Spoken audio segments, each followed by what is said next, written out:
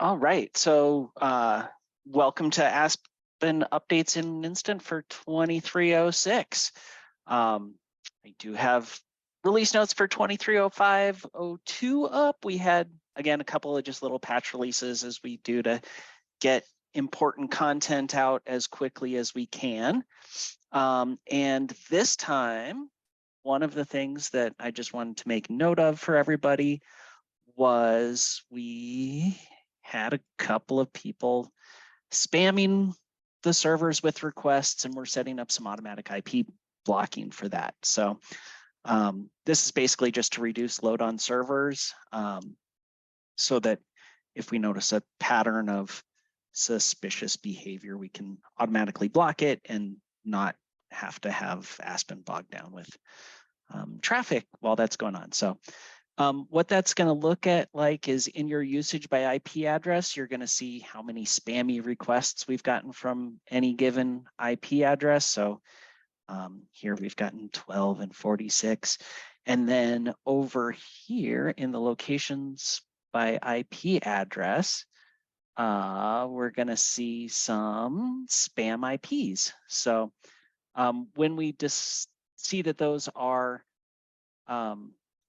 when somebody is spamming us, we're going to automatically insert a row and say that the IP is blocked due to spam. So those can also be reactivated if you want to, but by default, we're going to block those out. So that was the quick update there. Then 2306, we've got all kinds of fun stuff. I'll leave Jordan to talk through the Aspen LiDA ones here once we're done with the Aspen ones, like always. So starting with some really cool book cover updates. So we've had a lot of requests around book cover updates and being able to update things and choose when something applies to the entire record and when something applies to the work or individual record versus the grouped work. So we added some additional controls to that. So here we've got our library of things where we're checking out materials. If we click into this, in this case, it's just one record with one record, one grouped work, but we'll see what it does. So here we're going to go into our staff view. We're going to choose to upload from the cover. In this case, we're looking at an individual record. So we'll say upload from computer. We're going to select our garden hoe. And here now we can choose what do we apply it to. So are we going to also apply that to the grouped work or to this record only? So I'm going to say apply to both. Upload that cover. We get our message that it's been uploaded. It refreshes. You may, because of just local browser caching, have to refresh that. So I'm just going to do a full refresh of the page. There we've got our garden hoe. And if we go to the grouped work and refresh there, we also get it there. So you might just have to clear that browser caching, but it's uploading to both. So, and same thing in the search results, you might actually have to do a shift refresh there. But it is doing all of that uploading. Then we can do similar. So for a grouped work, let's go to the grouped work display. And we can say upload from our computer. We're going to pick our post hole digger. Now we get some different options. So we can say apply to just the grouped work, apply to the grouped work plus any records that already have a default cover.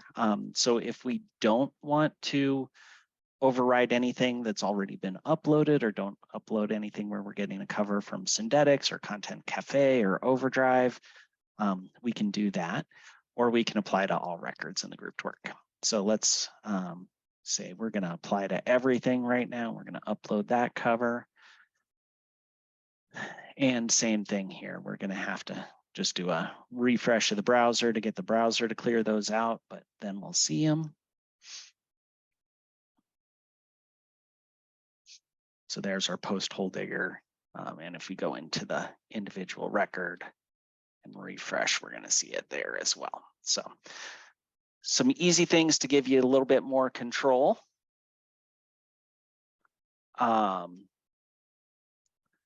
So another thing that we did, so I'm going to search for Tom Sawyer here. So this was based off community feedback.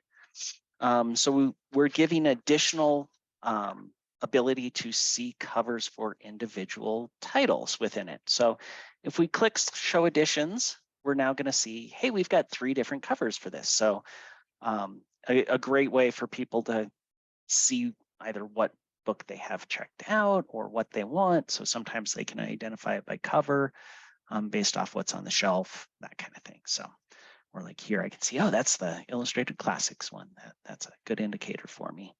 And that works as well for like Hoopla, Overdrive, etc. So we'll see all of those. So the other thing, if you notice, when I click on that, it's actually loading that asynchronously. So it's doing an extra request. So that just kind of helps keep our page load sizes down so that we're not returning as much data. So for people that are using Aspen on a mobile network, it's going to make Aspen that much faster for them. So good stuff there. Another request we had was being able to edit specific browse categories. So we wanted staff members to be able to edit browse categories, but really only edit specific groups. So we added a new permission here. In this case, I've added a role just called display editors. The new permission is down in the local enrichment, and it's called administer selected browse category groups. So once that is applied and given to a staff person, then they'll only be able to edit groups that you give them permission to. So one of the cool things with this is like, hey, we've got displays that we want to do. So Nashville's been doing some work on some like, they're not end cap displays, but video signs showing Aspen with different browse category groups. We want to be able to edit those.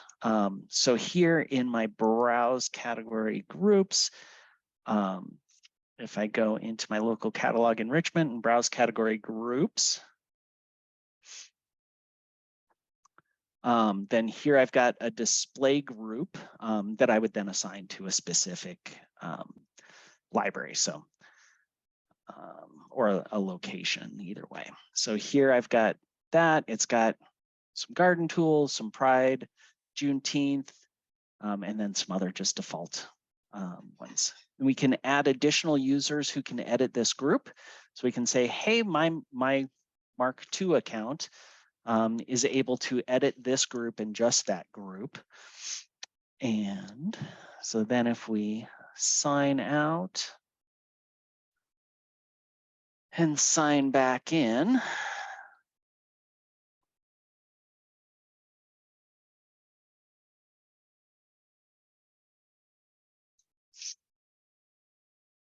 so now when I go to administration, I'm able to see browse category groups, and I'm able to see just the one that's been assigned to me. And then I can edit those. And when I add a new list, I can choose from any of the ones that are shared with me. So maybe I want to add some comic books. So I can add those in. I can only, if I look at browse categories, I can only edit ones that I've created. So we can see down here, I created the garden tools one, so I can edit that and choose different things there. And then when I search, so let's say I'm doing a search for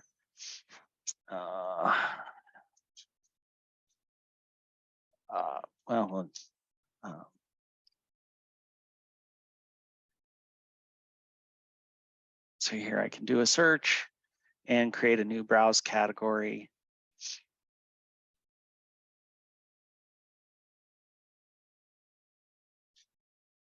And then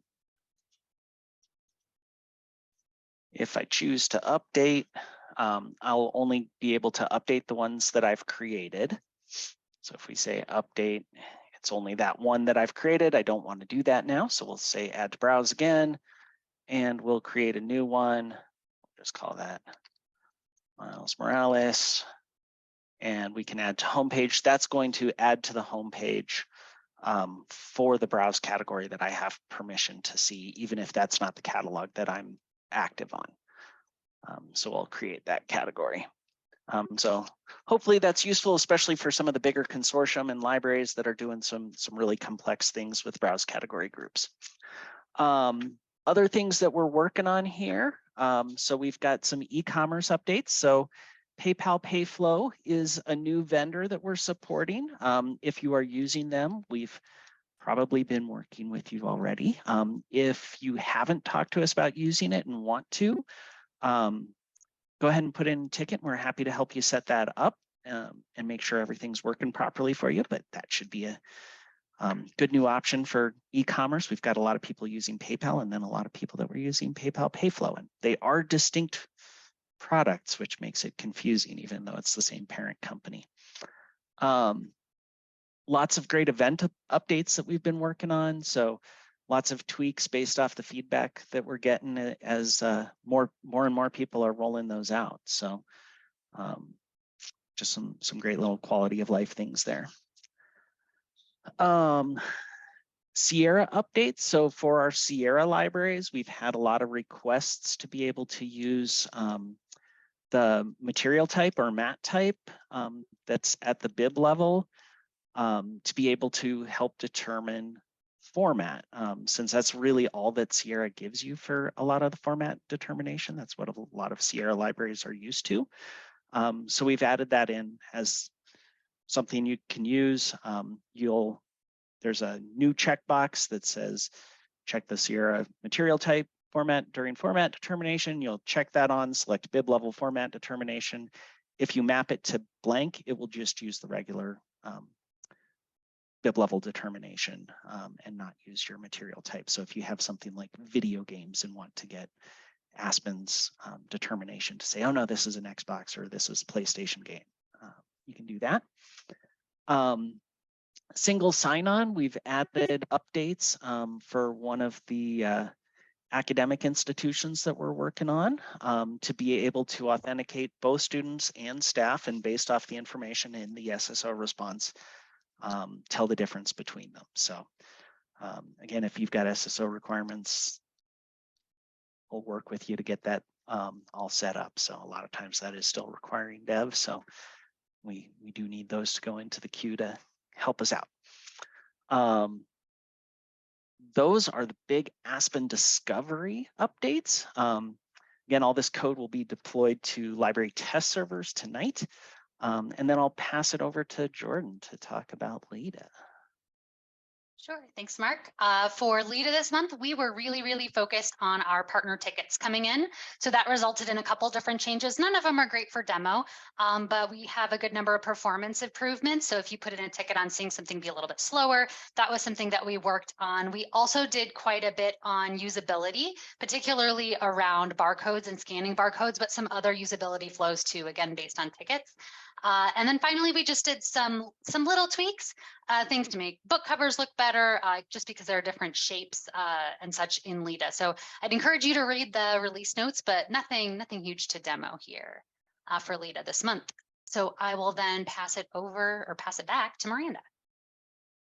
Hey, so I have the pleasure of welcoming our new libraries who are either launched or in soft launch of some kind.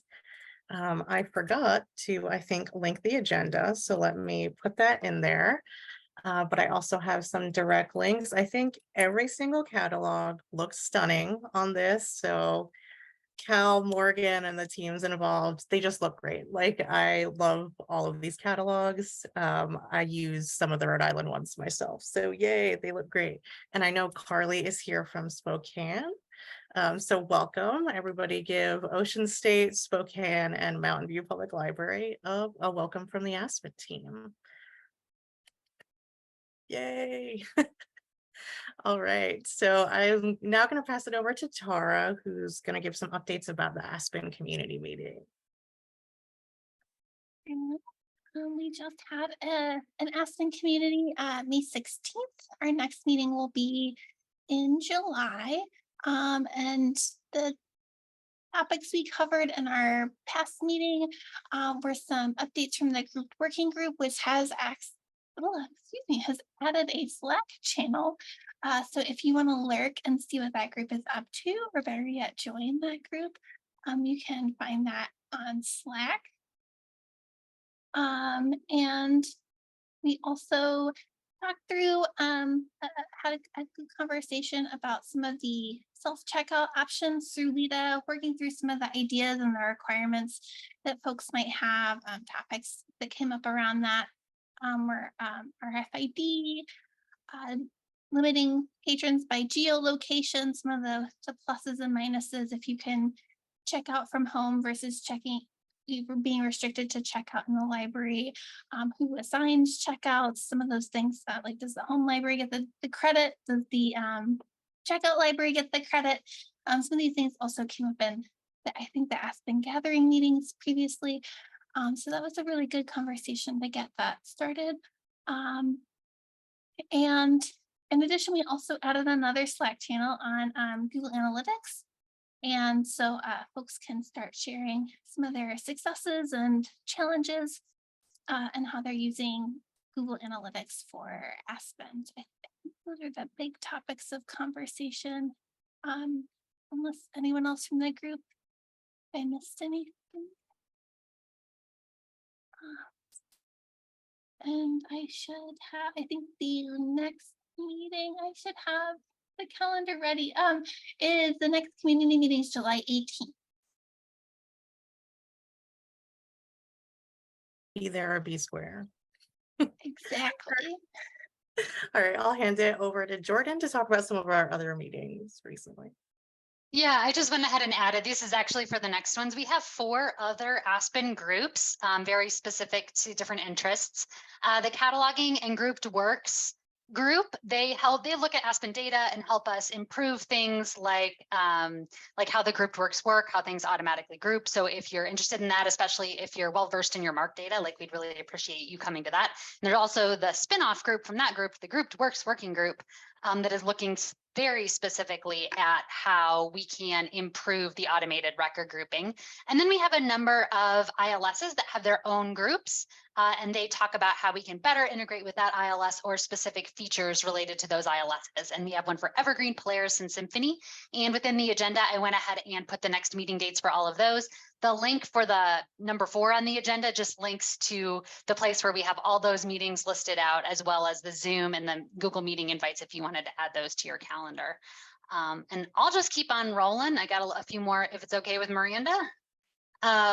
Next is the ALA pre-conference. This is happening the first day of ALA, or the day that the exhibits open, Friday, June 23rd, if you don't know about it. If you're planning on coming, please go ahead and register through that first line there, just to let us know. We are planning on having, like, continental breakfast, so maybe some cookies in the afternoon. So we just want to make sure we have enough for everyone. If you're curious what's happening there, we have more information linked to as well, with all of the speakers, what the topics we're going to talk about. It's going to be a really wonderful day and a great way to kick off ALA. So if you're planning on being there, please come. We'd love to have you there. I will keep on going. And the next on the agenda is the Aspen, the priority planning and review. So you all know this is the Aspen gathering.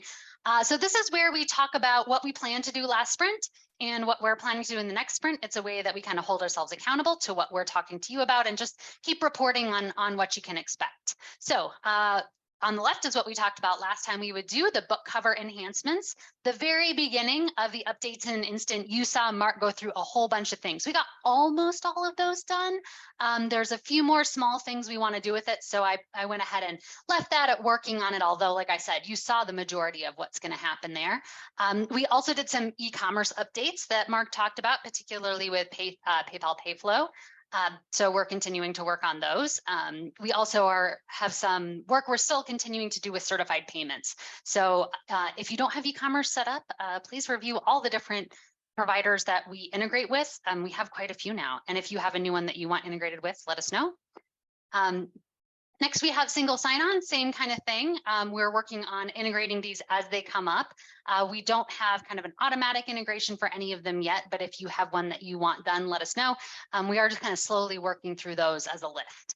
And then most of what we did this release was high priority bugs and partner priorities, the little things that you're putting, or sometimes bigger things that you're putting in tickets on. So we always ask you to prioritize your top things. So please do that, as well as the priorities of the community. That the book covers that Mark showed off, where you can see each individual edition, that was done very quickly based on the priorities that the community set forth just a few months ago. So I'm really happy to get that done. So this is what we're planning for next time. We have a number of libraries that would like an InReach integration. You might have seen we sort of have an InReach integration right now. It was actually done for Click way back in the day, back when Aspen was Pica and was kind of hard coded in. So we're going to be adding some configuration options to that. What this will get you is the ability to see results from InReach within the, well, not within your search results, but on the same page as the search results. It kind of shows up in the bottom there, as well as the ability to see InReach within your account. So when you've requested a hold, or when you have something checked out from InReach, you'll be able to see those. Next is focus on implementation needs. This is really similar to the high priority bugs and partner priorities, but we have a bunch of libraries actually going live this summer. So there will be things in there that are useful for everyone, but I just kind of wanted to know, hey, we're doing a bunch of implementations. And so we have a bunch of little things that are kind of going along with that. The last thing is a stretch goal. I'm hoping to be able to get to some of these. And this also relates to the book covers to a certain extent. Within Aspen, there are a lot of default icons. There are default icons at the top of the search results for those kind of visual facets. There are default icons within Explore More.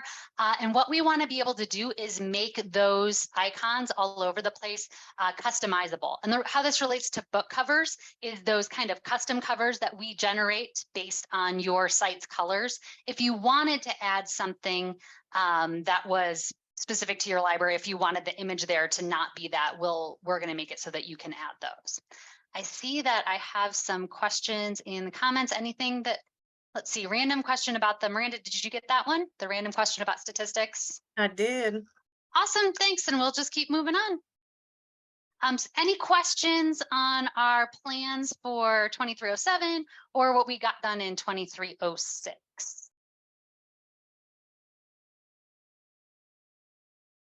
Okay, well, I'm going to keep on keeping on then. I did want to provide an update. Tara got into this a little bit, but last time, most of our big conversations right now are happening at those community meetings where we have the time and the ability to kind of go really in depth with how things should work. But sometimes we're still bringing a few things here. Specifically, last time we brought the mock-ups for how the barcode scan to checkout would work for LiDA. But that set off a whole bunch of questions and we're like, oh my goodness, we need to talk about this at the community meeting. It was really just mock-ups before, but now we have a plan for how we want to implement the barcode scan based on what we talked about at the community meeting. So the way that we see this happening is that it will be in 3 phases. The first one is phase 1. And this was the big conversation topic, when the item is checked out, who gets credit for that checkout? Most libraries are wanting that item to be checked out to the current branch where that item is at. So where that's marked in the MARC record, usually they're standing in the library. We know where that item is. That is the branch that would get credit for the checkout. We did have a couple libraries that wanted to track it a different way and said, hey, we'd really like to create like a mobile branch or an Aspen LiDA branch so we can track these specifically separately. You will have the option to do that as well. So those are the two different ways that we will give credit for a checkout. Some libraries were very adamant that they did not want to allow users to scan and go to do the self-check outside of the library. Some don't care at all. That's going to be completely up to you. The first phase 1, we will allow it outside the library. Phase 2, we'll have some geolocation parameters to make sure that the self-check using the app is only available when you are in or very, very close to the library. And then phase 3, which will be a much bigger project and probably happen a bit later, is to integrate with the RFID so that right now, all of this will only work if you don't have RFID active. We need a way to be able to deactivate RFID. So that's a little bit more of a specific update from the community meeting and also a follow-up from what we talked about last time with the barcode checkout. So that's what we have today. I can pass it back to Miranda. Cool, thanks so much. I'm really excited about the LiDA barcode thing as someone who's going to be a LiDA user very soon. So yay. All right. I think next I'm going to pass it over to everyone's favorite outreach updater, Elise. Oh, thank you, Miranda. Hello, everybody. Welcome to all our new Aspen family members. Okay, so this week, actually right now, Bill is at the California Library Association conference. So if you know anybody there, tell them to go tomorrow morning, Friday at 8 a.m. into room A11, because Bill is giving a presentation on the patron-driven experience in Aspen Discovery. And there will be breakfast and coffee, so yay. And then, of course, as was mentioned before, we are co-hosting with Swan, a pre-conference at ALA. So definitely look into that. And also on Saturday, the 24th, we are having a Bywater party at Fat Poor Brew Works. Fat Poor Tap Works. So we will be sending out an invite for that, but that's always just come on in, the more the merrier. And then one of the most exciting things about ALA this year is we are hosting a panel discussion in the exhibit hall on the Tech Talk stage. And it's on open opportunities, moving to an open source solution. That's going to be Saturday, the 24th as well at 3:30. And we're going to have a lot of our partners there. Click's going to be on that one, UVU, who else? Galveston. So that's going to be really, really great. Cuyahoga. So if you are there, if you're going to be at ALA, please come to that. That's going to be awesome. And that's pretty much it for outreach. Thanks so much. Great, thanks so much for that, Elise. Again, be there or be square, right? All right, I think we're in open time now if folks have questions or anything they want to talk about. So the floor is whoever's. Hi. So I'm getting really nervous about Google Analytics 4, and I was just wondering how everybody else is everybody else already updated to that?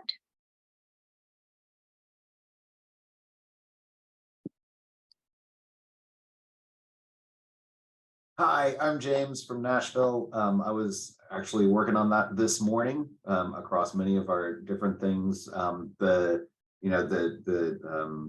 Aspen configuration that allows you to just drop the stuff into the tracker, via the admin GUI worked fine for us.